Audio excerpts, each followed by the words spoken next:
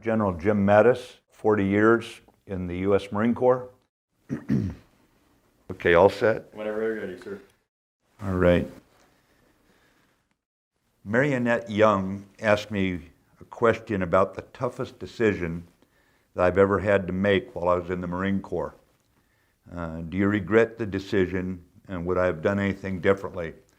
You know, Marionette, when we go into the Marine Corps, we swear to obey orders and carry them out to the best of our ability and defend the Constitution.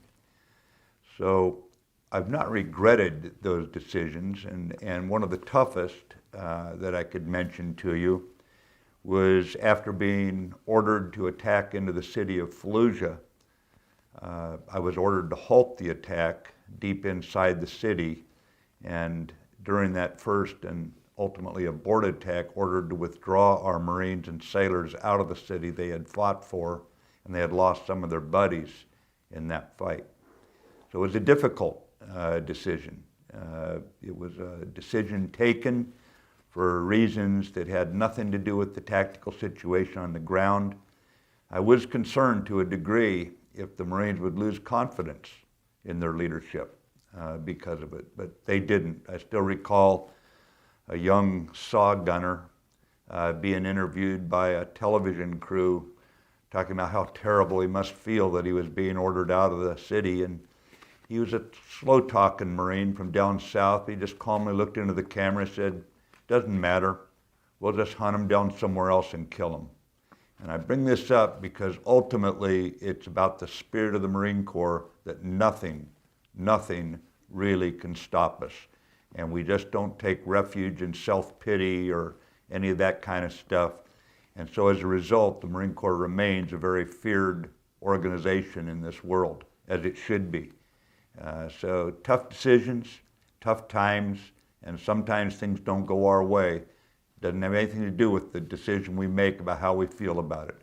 Every Marine makes their own decision about how they're going to react, what happens to them. And that's what sets the Marine Corps apart, because when the times get tough, the Marines get tougher. Phil Claiborne wants to know, how did I continue to stay motivated throughout my Marine Corps career? That's real easy. Phil, I'll tell you right up front, there were some jobs in the Marine Corps I didn't care for. I learned to hate minefields at age 21 when the Marine Corps trained me as a second lieutenant in the infantry to go through them. And I continued to hate minefields as long as I had to encounter them throughout my career. But the reason I stuck around the Marine Corps was the spirit of the Marines. I knew I could make a lot more money doing something else, and I knew I could live a lot better quality of life and not be deployed all the time. But it was the spirit of the Marines that kept me motivated. I never went to work feeling like, woe is me, that life is tough or anything else. I look forward to every day, and it's simply because I stuck around the Marine Corps for the right reason, and that was to serve alongside young Marines. Joel Delph wants to know, how do you keep improving as a leader to meet the demand of each role in your career? We all get promoted, you have different roles to play. How do you stay teachable as a leader? I think the most important thing here, Joel, is that you have to assume you must keep improving. If you make that your decision, that you must improve, if you look at every week in the Marine Corps as your last week of peace, and you must be better at the end of this week as a warfighter, then you'll push yourself on your 3-mile run down to 18 minutes, and you'll accept no excuses. You'll push yourself to 21 pull-ups, and you'll accept no excuses. You'll push yourself to read the Commandant's reading list. You'll push yourself that when the things are going tough in the field, you keep your spirit up, and you're the man everyone can turn to, knowing that you don't give up.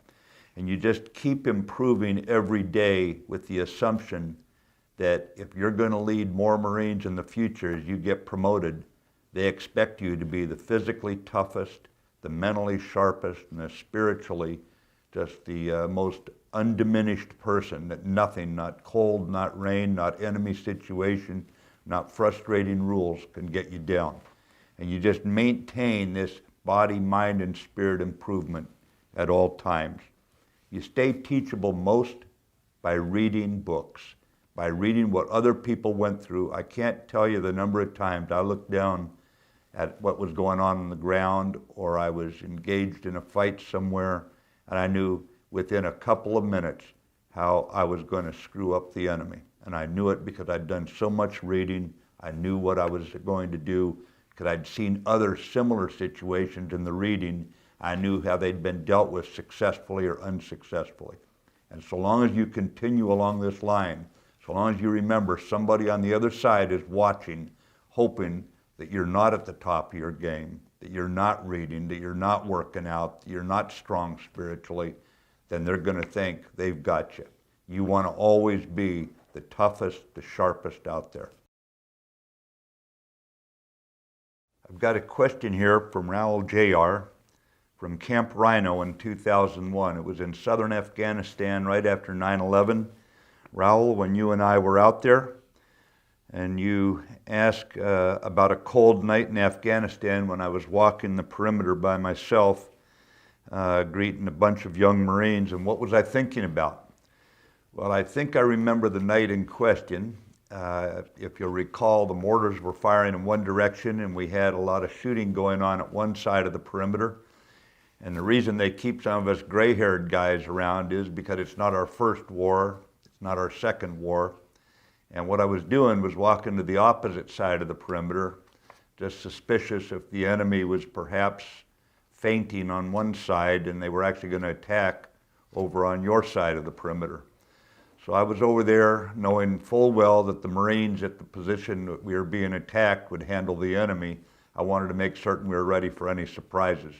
So I was over there just checking on the Marines, seeing how they're doing, and all of them wanted to get over to the other side of the perimeter and get in the fight. And I said, oh, you boys just stay right here. There'll be plenty of fighting before this is done.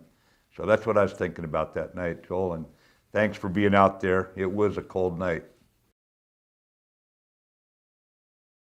Jonathan Herrera wants to know, what is the one leadership lesson you learned as a general grade officer that you would wished you have known your whole career? You know, you learn all the way through, Jonathan, at each rank. You're learning more. And if there was one lesson that came more and more into focus over the years, it was one I learned by watching similar sized units. Like, for example, I watched dozens of platoons go through certain ranges, or I saw companies, dozens of companies in fights. I always wondered what made one unit better than another. They were all well trained. They all came through the boot camp. All of them had been recruited from America, and they were quality young men. So what made them different? It was the junior leadership, the junior NCOs, the junior officers whose coaching, whose animating spirits brought out the best in their troops, who had admired leadership. We all know that earning the trust and respect of your subordinates is critical. You simply have to earn that trust. You have to earn that respect. You have to earn that every day, because when it's all over and done with, you're not going to win any fights as a leader. Your troops are going to win those fights. But there was another word I learned to prioritize as I evaluated units, and that word was affection. It's not popularity with all the favoritism that comes with trying to be a popular person as a leader.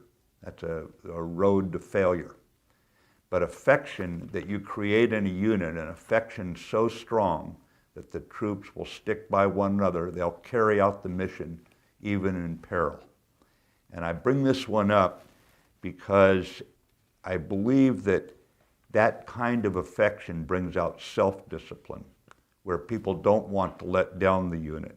And I think that if there is one lesson I learned along the way, that the more you can build that kind of affection in a unit, when the going gets tough, when people are getting shot down around you, it'll pull together, it'll pull through. And it'll be a lot smoother organization. It'll move more rapidly against the enemy, more fluidly against the enemy, and it will, generally speaking, have fewer disciplinary problems in garrison, whether they be DUIs, sexual harassment, or all that stuff that you see some jerks do. And on the other hand, when you're in combat, you'll find that they really play hell with the enemy because of what they sense about each other and the conviction they have to supporting one another, their commitment to one another. Philly Best 36, where do you guys get these names? Wants to know, what leadership books do you recommend? It's a great question, because the Commandant's reading list is designed specifically to identify the very best reading there is on leadership. If you go to that reading list, you'll find Gates of Fire. And when you read Gates of Fire, you find you as a young leader will never face anything worse than what fighters have faced in the past.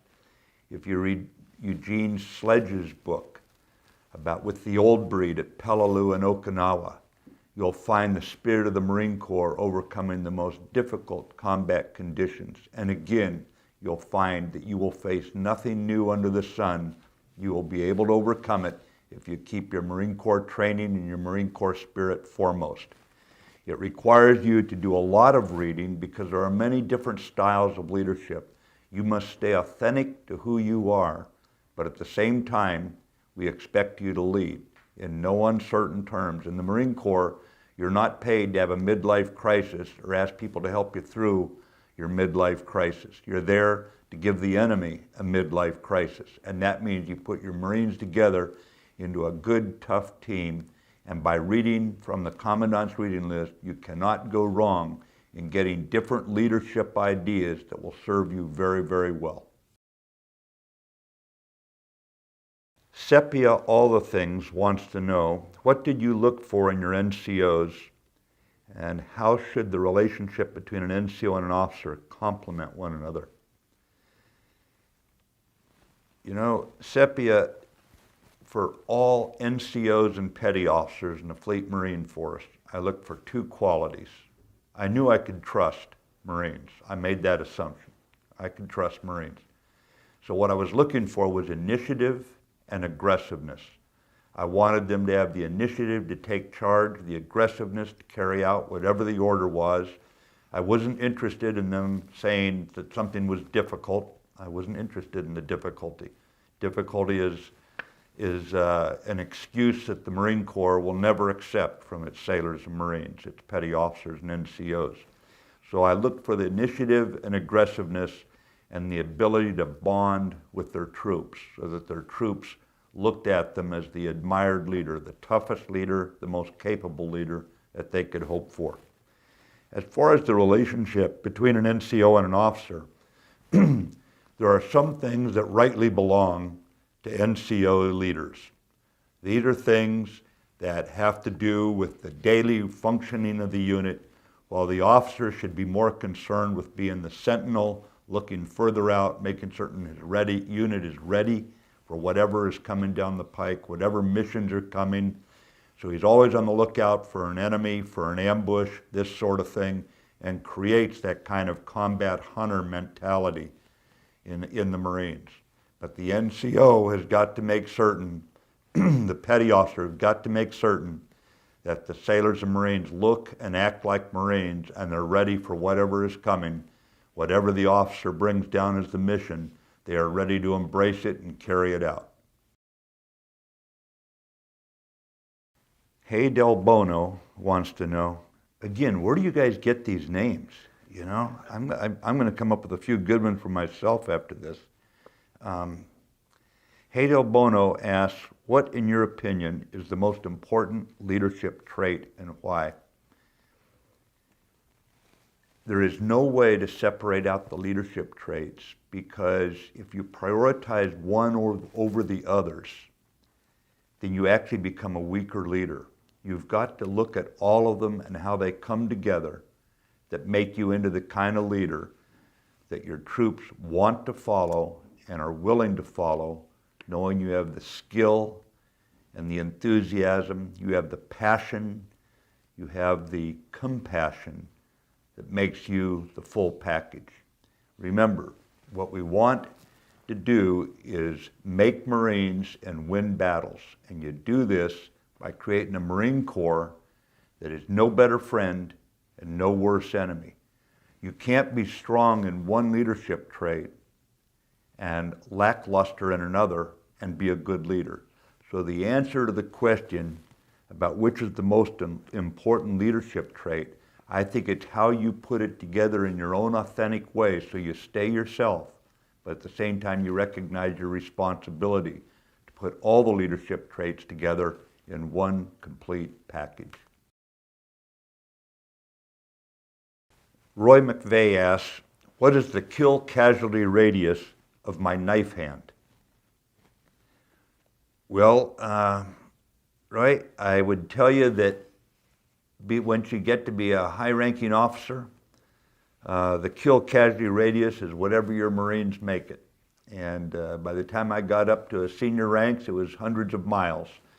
But I would just tell you that I remain humbled that I was able to stay in the Marine Corps so long when young Marines like you would make that kill casualty radius very deep in enemy territory and carry out the Marines' mission in a way that by the time you're a high-ranking officer, basically your reputation is carried, made by you young Marines who went into the fights with the enemy. So the kill casualty radius, as far as you can throw it there, young man. Thank you.